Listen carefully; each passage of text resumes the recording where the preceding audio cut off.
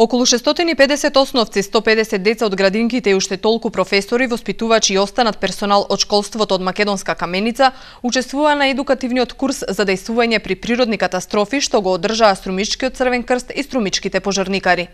Поради одлично сработената работа во Струмица минатата година, UNDP ги повика струмичките тимови да ги обучат децата и професорите и во Македонска Каменица, која е уште една општина каде што се реализира проектот на Обединетите нации намалување на ризиците од катастрофи и климатски ризици.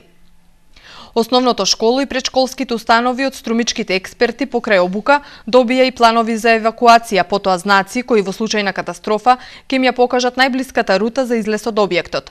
Изработени се и боенки за децата од прешколска возраст и прводеленците во кои се опфатени темите за евакуација во случај на несреќа, изјави за ТВ канал ВИС Никола Рендевски, член на тимот.